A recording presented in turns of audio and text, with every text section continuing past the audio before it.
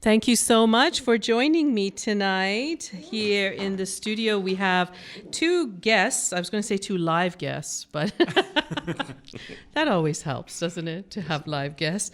With me are Kazique Prince and Jeremy Solomon. Welcome, gentlemen. Thank you. Thank you. Thank you. I'm so glad that you could be here. So I think everyone is sort of curious, what exactly is Peace Through Pie? What is it about? Why peace? Why pie? How do the two connect?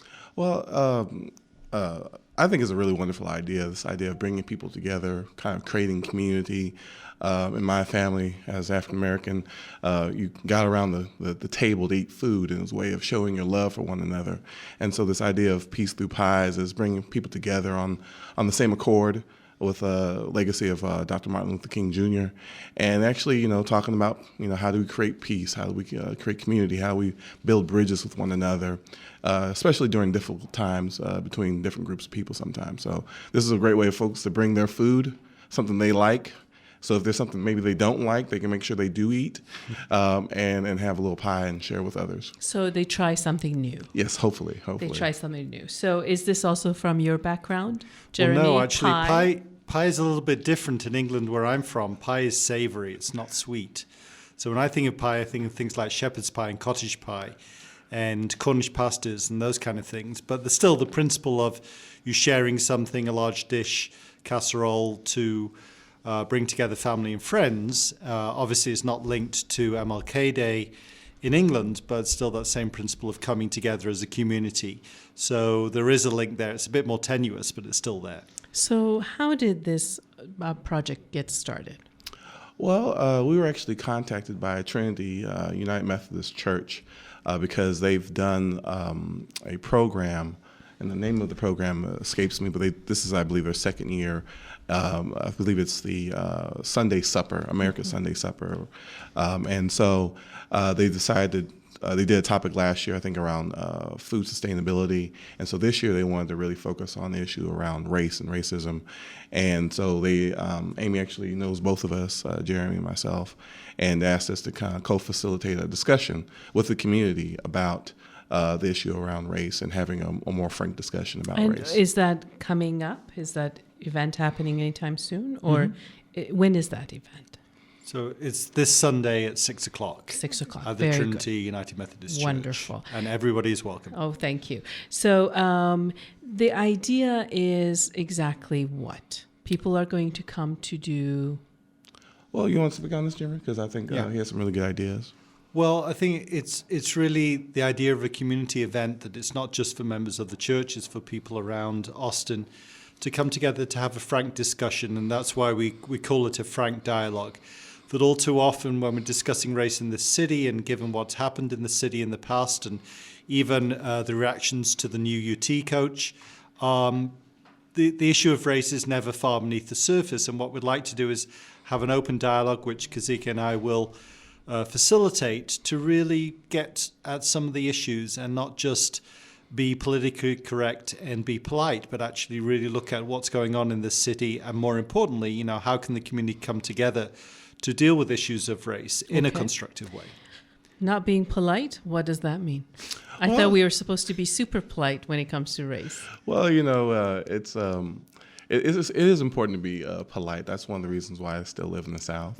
But at the same time, it's finding pathways of having open conversations where you can still walk away with your dignity and your respect, but still share your ideas that may be different than someone else's, especially when there's maybe some misunderstandings or some different perspectives on a particular issue. And so if you can find a way of making that bridge with someone else and still be polite, but, polite but cordial and maintaining respect. So frank and loving.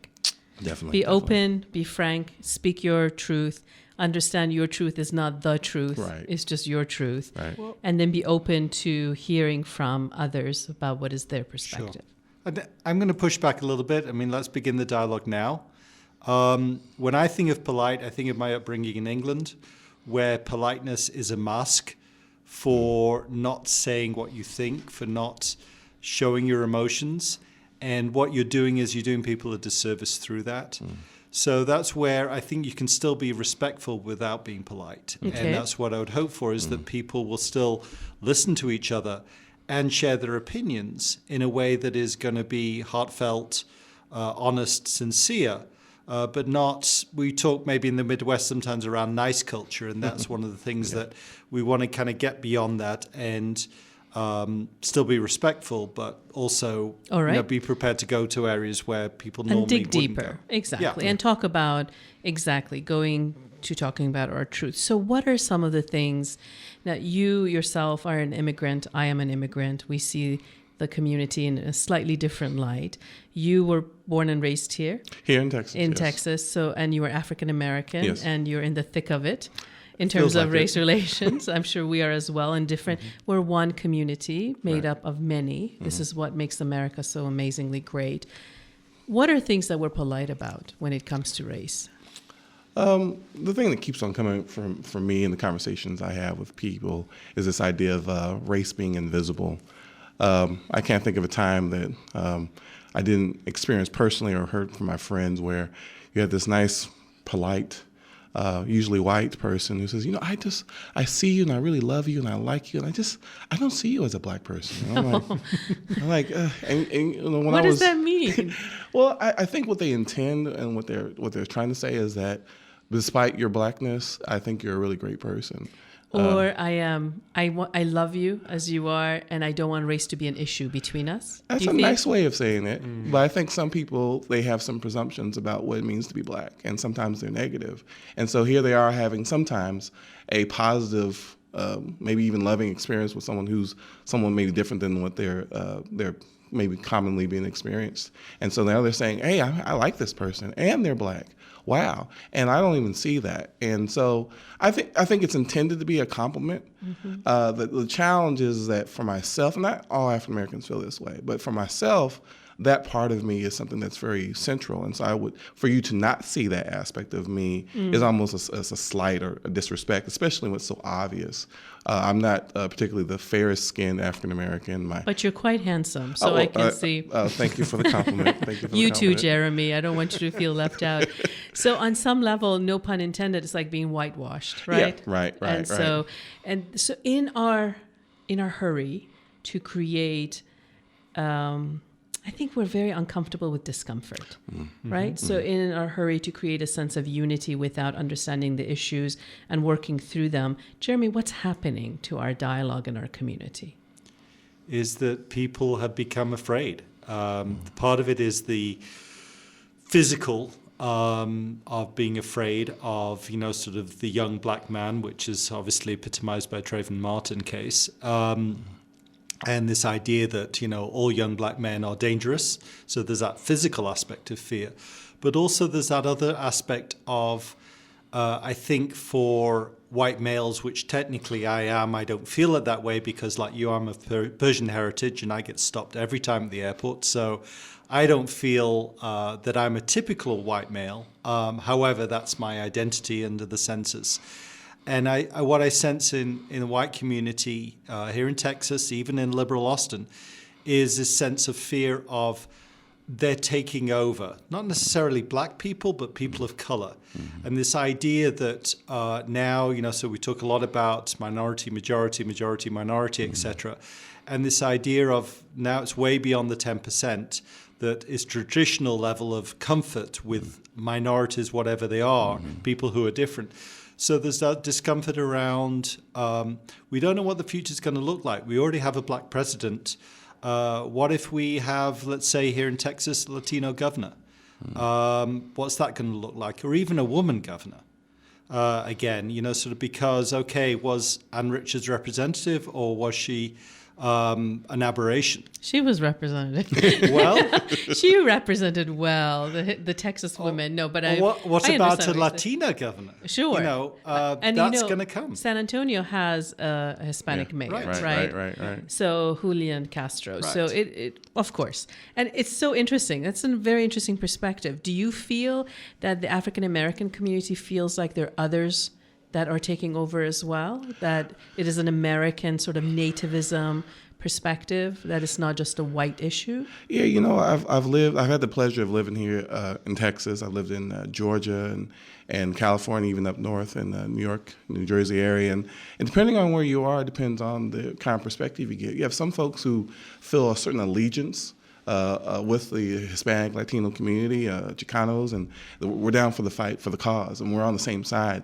Other places, and I'll be honest, for good or for bad, I've heard it more here in Texas, there's a little bit more of some conflict. And you hear about this as well in Southern California as well. You see conflict between the Latino and Afro-American community because there's a sense of you're always fighting over, in my opinion, the crumbs, what's left over. Mm-hmm. And so you're fighting, you're like, well, if they get it, what's left over for us? And so whether you see it from white Americans or other Afro-Americans, people of color, what I hear Jeremy describing is kind of a siege mentality of we're under siege and they're demanding things from us and they want us to change. And you've heard it from, not to be too political, from Romney talking about, they're going to give them free stuff, as if something's been taken away from them in the first place, as if it was theirs at all in the first place. So it's that siege mentality of you got to batten down the hatches and protect yourself. And I understand that to a certain degree because I imagine for some people it does feel that way because things are changing, it seems like constantly. Mm-hmm. At the same time, how do you batten down the hatches, maintain your values and your culture and who you are. At the same time, be ready for that change because that change is coming. The question is, how prepared are you for that change? Interesting. And how do you take the best of that change for yourself? Because the truth is, change can be difficult, but it doesn't have to be all bad either. Right. Mm-hmm. So we live in Central Texas, in the heart of Texas. Mm-hmm. Is the sense of regionalism so strong that it supersedes sense of nationalism? Are we Texans first, and then minorities, and then Americans? I mean, how does that work? You're a native Texan. Yeah. Well, being born in Texas and then living in California and coming back, I really did have a real strong sense that Texas was the center of the universe. That little before you went or after you came back? Well, I was only 5, but every time a football team came up against a California team, I was for the Houston Oilers. That's Earl Campbell all the way, baby, Big Blue. And so you could say nothing wrong about Texas. And even when I came back, so I had the mentality. But after living abroad, I feel like I lived abroad. Abroad, I knew you were going to say that. Country, it's a whole other country. Out of the country. Yeah. I've definitely learned. I mean, you go to New York City, you think New Yorkers, they think New York is the center of the universe. And you see those perspectives, and what I walked away with is a sense that, we all have our centers. At the same time, I've been able to, thankfully, see the bridge between, there's a lot of things I love about New York, other places, part of this country. There's a lot of things about Texas I actually like. Yes. I've had to learn that. And there's it's a good thing, but also has its challenges too, because you forget even Mississippi has something to contribute to this question. Everyone has something to contribute. Yes. So I want to ask you a question. You don't have to answer it if it's uncomfortable, but do you feel? I lived abroad, and when I lived abroad, I felt more American than sometimes living here. Right. You know the question I'm going to ask. So living in California, were you more Texan, and living in Texas, are you more African American? How does that work? Definitely, I felt that way. Definitely in parts of California, but also when I was in New York, because every time I opened my mouth, oh, you're not from here, are you? I'm like, why? Because you say that funny. And so you're reminded on a regular basis that you don't quite fit here. Yeah. And actually can work for you. I've known many a person of the female persuasion who's like, oh, I like your accent. I'm like, well, he gets that all the time, no doubt. I bet he does. As soon as you open your mouth, Jeremy, they're like, oh, Jeremy. So yes, exactly. And you must feel that here, of course, being in a different country. It's kind of interesting because I have lots of, friends, people I know around the world, and they say, how does somebody like you end up in Texas? Because they're working off stereotypes, so their picture of Texas is Dallas, right? The TV show, and, their more recent move is obviously, and so they just don't get it. And certainly they don't realize Austin is very different from Houston or Dallas, for example. But my experience of living in Austin, this is the longest place I've lived anywhere as an adult, 14 years now, is extremely welcoming. And I'm told right away, that's right, you're not from Texas, but Texas wants you anyway. And that's been my experience. People have been very gracious, very warm, very welcoming. They may not understand my accent all the time. They just kind of smile and nod sometimes and say, yeah, you've got an interesting accent. And then I say, well, so do you. Oh, yeah, but I'm just from East Texas. Well, I'm just from a bit further east. So once you get through that, people here, I just find in general extremely warm, welcoming, and I've had some wonderful discussions around difference, around what it means to have an identity, and particularly coming from Europe, where those regional identities are much stronger. I was just actually last week in Catalonia, in Barcelona, and that's the Texas of Spain. And there's a lot of similarities there, and that's great sense of identity and freedom and autonomy, and just wanting to be able to do our own thing with respect to everyone else. And that's always the problem, is when people come in who aren't from there, how tolerant are you? And tolerant is the first step. I shouldn't sort of use that term too much.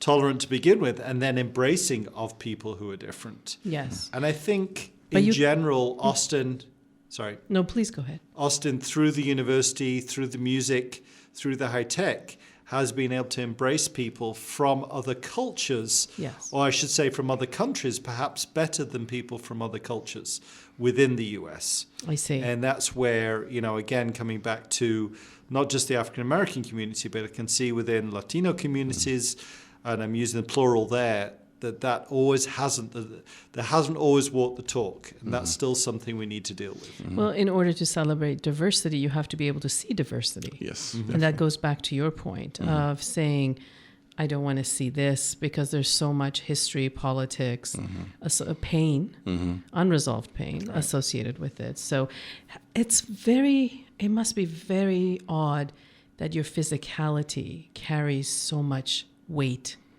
of history and unresolved issues. Yeah, I mean, I'm African American. I happen to be 6'2", so I'm a big guy. Even when I was Earl Campbell, there you go, Earl Campbell. And even when I was in middle school, I was being recruited for football and basketball. FYI, I suck at basketball, so nobody recruit me, please. And I'm too old. Well, you're breaking the stereotype. Oh, really? Another reason. There you go. Yes.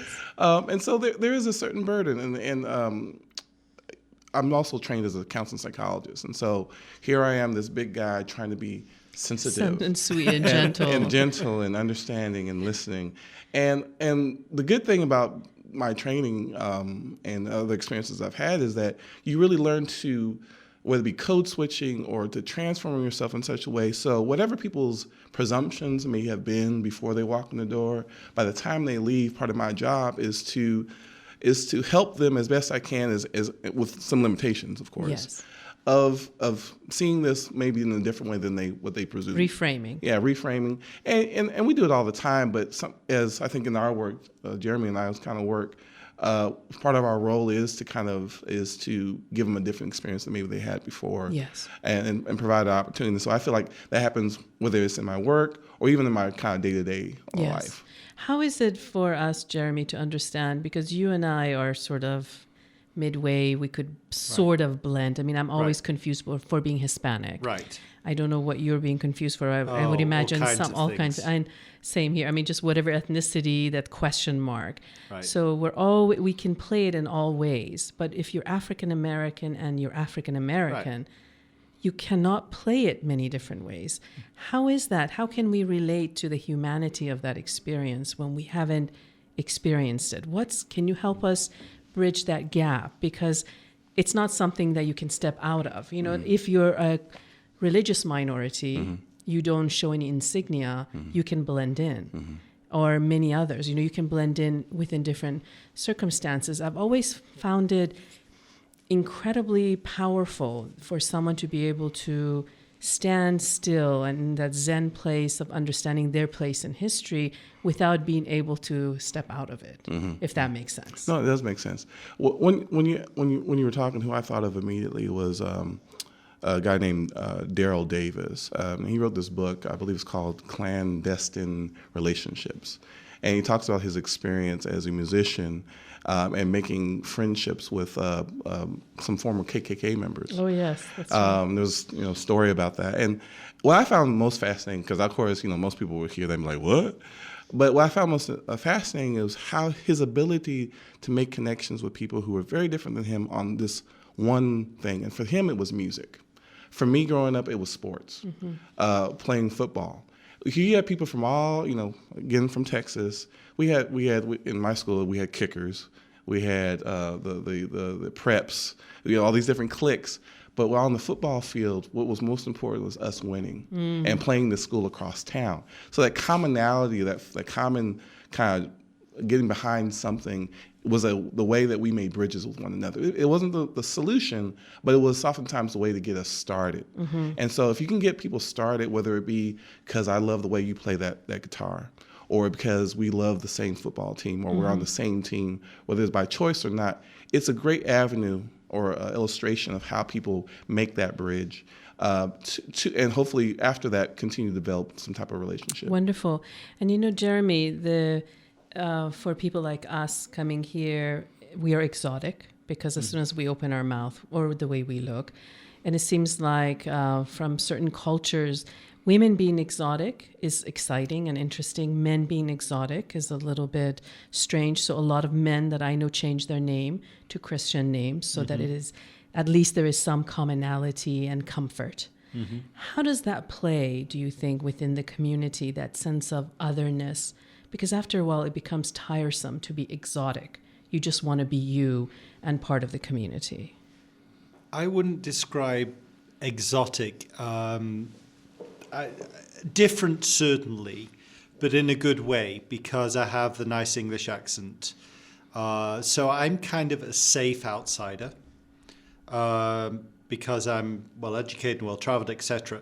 So it's a kind of thing where I get, we're talking about stereotypes, I get a lot of positive stereotypes attached to me.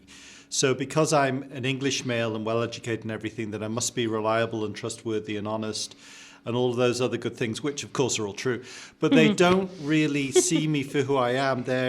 Even though they're positive stereotypes, in a way they can be just as dehumanizing as negative stereotypes, because what they're doing is they're not seeing me for who I am as Jeremy. They're seeing me as this strange English guy who kind of sounds English, although his accent is a bit funny. Doesn't really look English because I don't have blonde hair and blue eyes and wear a bowler hat. But you're European, kind of European thing. Most people actually, you asked earlier, think I'm either Australian, South African, or Brazilian. Yeah, of course. How about New Zealand? New Zealand. So, Kiwi. Yes. What if your name was different? Something like Muhammad Yusuf. Right, okay. What would happen then, right? Right. So then that would add another layer. Then it would change it to Cat Stevens. Right. That's exactly right. So Muhammad becomes Mo and, all of that stuff. So Ali becomes Abraham. And well, it's funny you say that because my birth name is actually Kevin Prince. And Kevin is a nice Irish name. It means handsome and smart and all these wonderful good things. And I give full credit to my mother, Sandra K. Turlington, but I hated that name. And just because I look in the mirror and I don't think, hey, look at you, Irish guy. And I'm not saying there aren't black Irish. Yes, exactly. There are black Irish. I just didn't feel that way. Yeah. And so I finally picked a name that I felt was more reflective. Yeah. And I kind of like how it rolls off the tongue. What does it mean? Kazique. It's a name of the. It's Kevin in another language. That'd be kind of funny, wouldn't it? No, it's actually it is a similarity because Kevin is also means it's a nobility. Yes. And so Kazique is actually the name of the head of a particular community. It comes from the native Puerto Rican and Caribe people of the islands. And so when they came, they oftentimes introduced you to the Kazique. Oh, yeah. And so in some places, actually, it's a cool name. In some places, it's bad because, unfortunately, during slavery, the Kazique was oftentimes the person who was dealing out a lot of punishment. I see. And so I have to be careful about, depending on who I talk to, if that name is a good thing or bad. So that can come in handy. You can say, I can go either way here. Exactly. So I can come down or come up. What's up? You decide. So self-selecting names, call me this, my identity is X. There's a lot of that going on. When I was becoming naturalized, whatever that means, there's a process of you now are an American. I had the most wonderful interviewer. He was just darling, and we had a great time chatting. And then he slid a piece of paper in front of me, and he said, I think it's time. I said, for what? He said, for you to change your name. Mm. And I said, well, what do you think I should change my name to? And he said, how about Catherine Shaw? I'm like, as in SHAW, Shaw? And he said yes. And I said, I'm sure the Shaws are a lovely family, but they're not my family. And it's interesting, the sense of, I like you. I want to be able to relate to you more. If you have a name that I'm comfortable with, then I can accept you better. Right. And so I asked him, I said, and he says, well, it's very hard to say Khotan Shahbazi. I said, well, can you say Martina Navratilova? I think we were okay here. So it's interesting that identity, history is taken away from so many people and or sought after. Definitely. So how does that play within this whole area of race and what it means in ethnicity? Aren't we one people after all? Aren't we citizens of the world now more than ever? Well, I think we are, especially when you look at the kind of globalization and technology. I mean, people have relationships, and whether it be professional or personal, with people all the way on the other side of the planet. At the same time, I think with that is this sense of who am I in this, because we're a big world of close to 7 billion people now. And so when you look at that, people want to have a sense of who am I? Where am I in this circle of life? And so I think while that process is going on, we'll always see that sense of identifying, whether it be with the town you come from, the state, the country, the fact that you're a traveler versus a walker versus a biker. The sense of who I am is, I think, never seems to go away. Being able to identify, because it's a sense of self-preservation in some sense. I don't want to be like water where I just kind of melt away. I want to be able to kind of poke up. Not everyone thinks that's important, but for a lot of people it is. And so while one group or one individual may not feel that way, you're consistently, I think, going to find people who find that sense of self-identification to be important. Very interesting. This is Khotan Shahbazi-Harmon. You are listening to Idea Lounge here on your community radio, KOOP Hornsby, Austin, 91.7 FM. We're also coming to you live on koop.org. Tonight in the studio with me are Kazique Prince and Jeremy Solomon. We're discussing Peace Through Pie, a wonderful initiative here in Central Texas. They have an event on Sunday that I hope that you would check out. We're going to talk more about that when we come back. We do need to take a short break. I hope that you're hearing something tonight that will help you be of greater service to our community.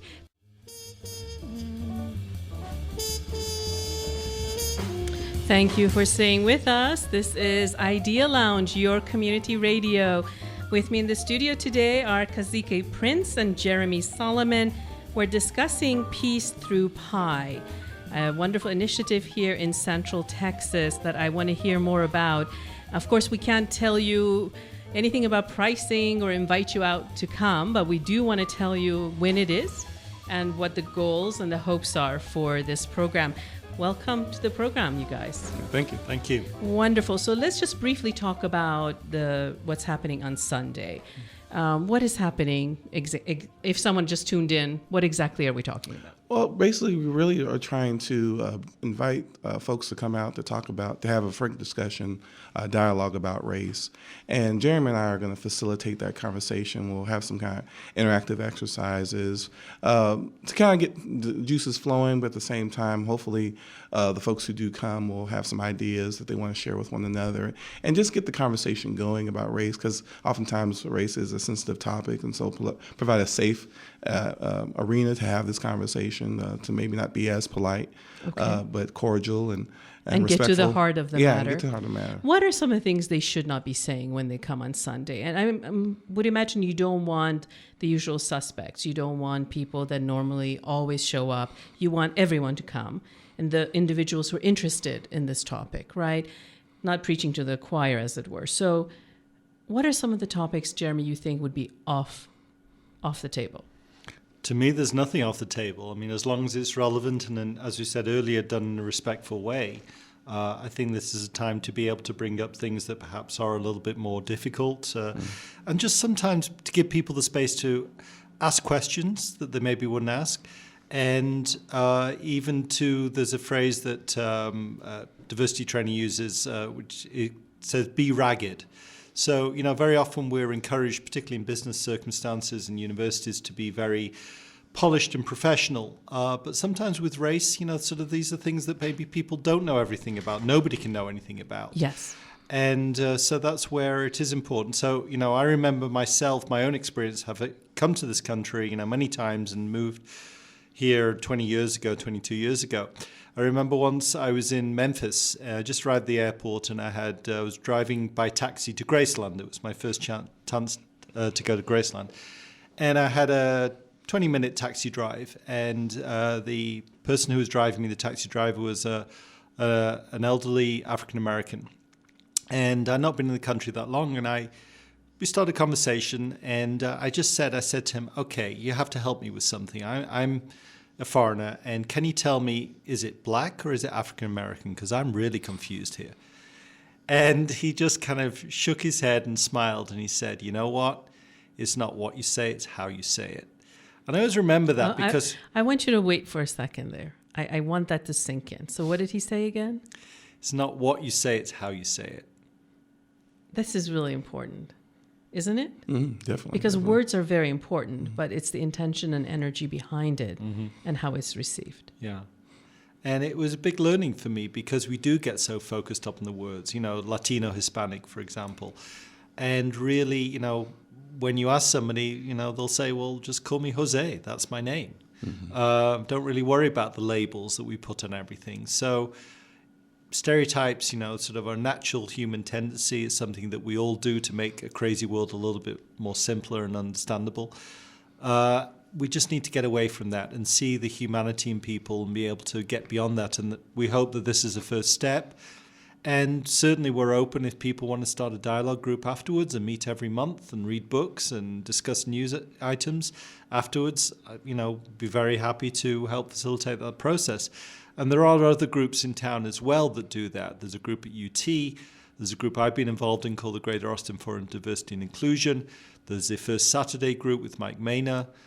So there are groups that do this already. In fact, there's a dialogue, I think, on the 31st, at lunchtime at the YWCA around race. So particularly, obviously, this time of the year around MLK Day. But for me, it shouldn't be just one day a year. This is something 365 days a year. And we do it through our actions, not just by having dialogues. This is all part of a process. Very good. There is, we've had Dale Fowler on the show. He started 7 years ago. He started a project at Houston Tillotson around race issues, actually race unity, he calls it. And it's been going strong for 7 years. It's really amazing. He's from East Texas.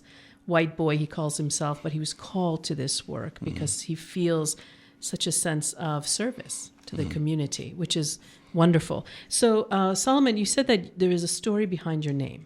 Yep. So, Jeremy, I'm calling you Solomon, excuse me. That's so, okay. Jeremy, what exactly is the story behind your name? So my grandfather was from Riga in Latvia, and when he came to the equivalent of Ellis Island in England at the turn of the century, he decided, like many immigrants, well, I have an ethnic name, maybe I should change it. So his name was Slomovich, which in Russian means son of Solomon. So he wanted to change his name to Solomon's son. The only trouble was that he had to fill out a form, and the form only had room for 8 letters, so they knocked off the O in the end, it became Solomon's instead. So I always felt cheated by that, as if it was a, early circumcision or something. And, sort of thought about, well, should I go back to my original name or not, which I haven't done as yet. And in fact, when I became an American citizen about 5-6 years ago, I had the chance to change my name then and decided not to. I decided to keep my name. I did take a middle name because I felt cheated that I'd never had one. And but names are funny. And again, more important than names is, I think, when we're talking about identity, is where you're from. So one thing I did, because I don't know anything beyond what happened in Eastern Europe with my grandparents, there are no records. I did do DNA testing about 5-6 years ago. And that was a fascinating process because what it showed, what I'd always suspected, was that everybody's from East Africa, which some people dispute, but that is the truth. DNA testing shows that. But what was really interesting was to see the maps of where my mother's family and my father's family had gone. My mother's family went up through Lebanon, and my father's family went further east through Persia, modern-day Iran.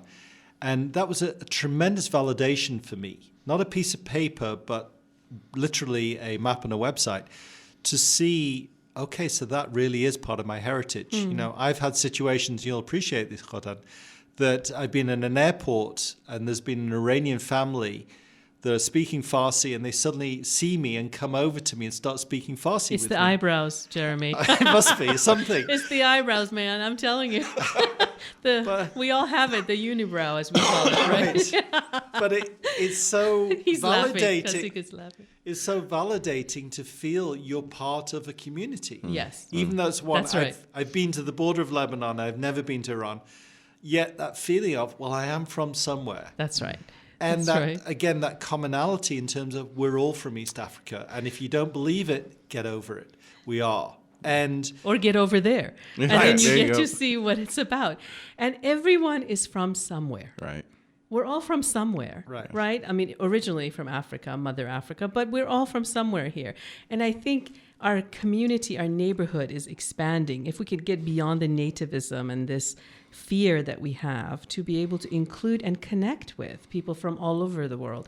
One of the best ways is, of course, through food and sharing of culture. Some of the best food I had in the South were, things that I would have never tried from cultures that I didn't know anything about, like, who would have eaten chitlins on their own? Nobody, right? Definitely not me.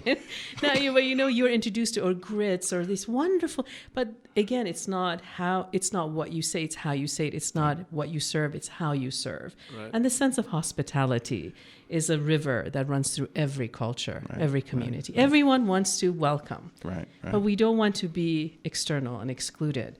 So what is your hope, your deepest hope for what you want to facilitate on Sunday, this program? People walk away what? That's a tough question. I think for me, at the core is this idea that, something I learned a long time ago is that above one of the pyramids in Egypt is this idea of know thyself. And sometimes in this kind of discovery process, we focus on others and wanting to know about where they're from and what they do and what their name means, and that's fine. But part of this is also about learning a lot about yourself. One of the things that we'll spend some time on is talking about some of our biases that we may have that are unconscious, or things that we do that we don't even think about. And sometimes that ability to have some understanding of a better understanding of yourself. So when you're having that interaction with the next person, that understanding will somehow help you in some way to have a deeper understanding of not just yourself, but other people that you're dealing with. Because I think our world sometimes, because things are busy and hectic, we have great difficulty spending time focusing on any one thing. I gotta get dinner ready, I gotta go to work, got this report due, and we're running. And sometimes we need to slow things down and spend more time on ourselves and understand, not in a kind of narcissistic way, but just better in appreciating ourselves, the people around us, and that process of discovery and making bridges is in many ways all about that. And that's kind of a big thing from one program, but it's kind of, to me, a lot of why I do the work that I do. So you want to cross the bridge and you hope someone else crosses from the other side. What about you, Jeremy? What is your hope for the facilitation? What comes out? Well, I think, again, just share a little bit more about my own journey, that when I first came to live in the US 22 years ago, permanently, I was in a 3-day workshop in Washington, D.C., and focusing on race, particularly black-white relations. And I'll forget, the second or third day, discussion got pretty heated, and this African-American person basically shouted at the white people in the room and said, "It's because of you, that you're standing on our shoulders, that you're here today." And there was just rage that I didn't understand. I didn't get it. I hadn't done my homework. I was living in this country, but in a way I was a privileged member where I didn't have to do the homework. For an African American, a Native American, there's no choice because that's part of your reality. For a white European American, I wasn't even a European American then, I didn't have to know about it because it wasn't part of my reality. But it was so shocking to me to be accused of something where, it's quite justifiable, because guess what? A lot of the landowners, the slave owners, were of English origin. Even though my people weren't there at the time, doesn't matter. That's the country I represented. That's what I looked like. And so to get over myself, to get over any feelings of initially anger, confusion, and then leading into tremendous guilt and shame. It was a long journey that I had to go through in terms of really doing my own work, finding out what the history was, and then being able to deal with those feelings, those hot buttons. And that's where, again, we see this as part of a process that for some people will be already on that journey that come on Sunday evening. There may be others who are just taking a first step on that journey. And what I think Kazique and we want to do above all is create the safety for people to be able to come at whatever level they're at and be able to begin that dialogue and be able to look at things in a slightly different way without fear, without guilt, without shame, without anger, and be able to see things in a positive way, that we live in a multicultural country where we have a black president and things are changing, and not, as you said earlier, Kazique, not fear the change, but embrace the change. And that's not an easy thing to do. That is not an easy thing to do. President is black or biracial? Well, he's technically biracial, but I think it's an interesting question, because at least what I might recall from some of his interviews, he's very clear that he understands his background, but he identifies as African American. However, one of the things I reflect on that is not just how he sees himself, but how does society deal with him. And a lot of people will look at someone like Barack Obama and just assume he's African American, not knowing that he's actually biracial. And so, your point is well taken, but it's both as much as it is how he identifies himself. Very interesting. So I'm very curious. I'm sure people are thinking, they're feeling, this is really, really, really hard. You make it sound like, sure, come walk among the lilies, and then we'll just, come out to the other side. That's and our feel job, great. right? It's an adventure. It's beyond a job. How do you talk about race without shame and guilt? How do you talk about race without shame and guilt? That's a tough one, because for some people, that shame and guilt may be inevitable. Not automatic, but it may be. But not necessarily initially. It may come later. But I think at the initial, when you're beginning a conversation, it is better to not start there with the shame and guilt, because when you do that, people shut down. They don't want to talk. You say things like white privilege, and they're like, what do you mean white privilege? I don't have any privileges. Look how hard I'm working. And next thing you know, they're angry and they're upset, and now the conversation stopped. And so I think oftentimes, again, some of the comments I made earlier, and Jeremy, you might have some suggestions as well, of how do we make that bridge of that commonality, that common humanness, whether it be our religion, our Americanness, our love for American pizza, pepperoni, you name it. If we can find a way of finding that bridge, hence why food is a great one. Who doesn't like to eat? Who doesn't like pie? I like to know. I mean, they're out there, but they're, again, a minority. They're not going to come. But if you can find that bridge, and there's multiple ways of doing it. One exercise I've done with people is for someone, the idea of going to like an Asian market. We have a few here in Austin. The idea of going to them is just impossible. But when I suggest, how about you you have any friends you think might go to our market? Like, oh yeah, I got a friend. She goes like at least once a month because this is Spice. I don't know what it is, but she has to pick it up from there. Well, have you thought about maybe if you take her with you, that might be a good experience for you. Because in truth, and she wouldn't say this out loud, but it was intimidating. It was fearful. What are they going to say to me when I get there? What if I get it wrong? Right. And then there's going to be those smells, and oh my God. But if you bring someone who's had the experience ahead of time, it can quiet some of those feelings you're having, and just experience, and then say some of the stupid stuff that we wouldn't say in public, but we can say it to our friend because they accept us and love us regardless of the things we say, and allow us to have that experience without the shame and guilt that sometimes comes. And so Sherpas are needed, not heroes. People who can be a few steps ahead and lead the path. Would you agree? Yeah. And again, people are on different steps on the path, and it's going to mean different things. The other thing linked back to the Memphis taxi driver is a thing that I always include in pretty much every cultural competence workshop, is around a thing called intent versus impact. That very often people are so scared of saying or doing the wrong thing that they become paralyzed. They just do nothing. And particularly in the workplace, I see this a lot. And just to realize that, sometimes you will say or do stupid things. You'll call people the wrong thing, you'll say something, you'll do something, you'll shake somebody's hand with the left hand, for example, whereas in many parts of the world that's really rude. But that's where being able to see the humanity, being able to realize, what did that person really intend? Giving them the benefit of the doubt to say, okay, little things that I get, which are irritants. They're not serious. But for example, people very often ask me how the Queen is. Oh, she's doing quite well, And, actually. Thank you my very house. much. My response is usually, I've no idea. We don't hang together very much anymore. She's been Not a bit, anymore. she's tweeting all the time, but she doesn't, really email me.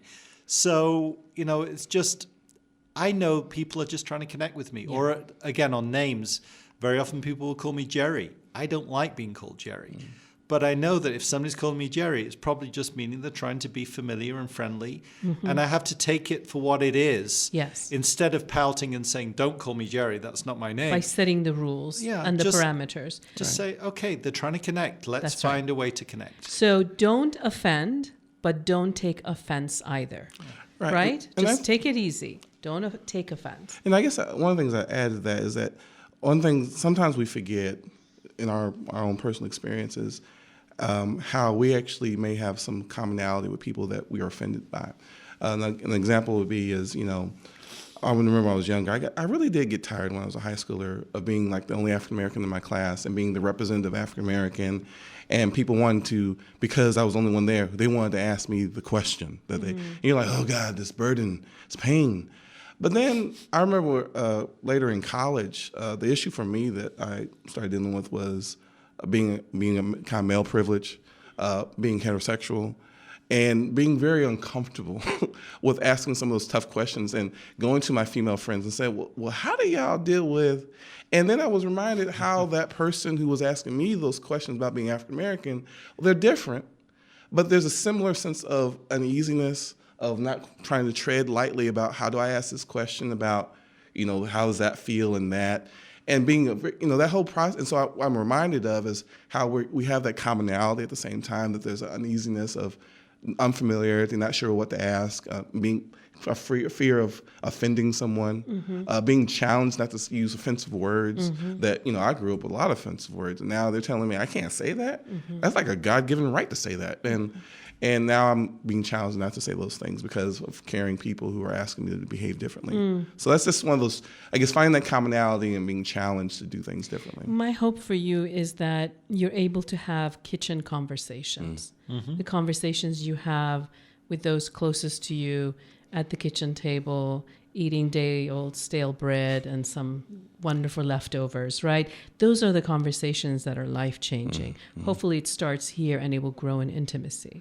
One of the setup of the piece of pie that we didn't make clear earlier is that people will sit at small tables. So while we'll do some plenary exercises, they are going to have time to talk in the smaller groups and create connections that way, and then we'll come back to the large groups. So it's not just going to be Kazique and I lecturing them for 90 minutes. Right. It is going to be genuine dialogue in small groups. So that will hopefully create the safety and comfort for people to share. Thank you so much. Again, where is it being held without talking about price? Where is it? It's Trinity United Methodist Church. And it's on Sunday? Sunday at 6 o'clock. 6 o'clock. Thank you both for being here. Kazique Prince and Jeremy Solomon, thank you so much. Thank you. Pleasure. Thank you. And thank you all for being here and being part of this conversation. There are a lot of difficult conversations. This is one of them, but it's important. And I hope that we can glean something from it that will help us become better citizens, better friends in our community. Have a wonderful week. I'll see you here next.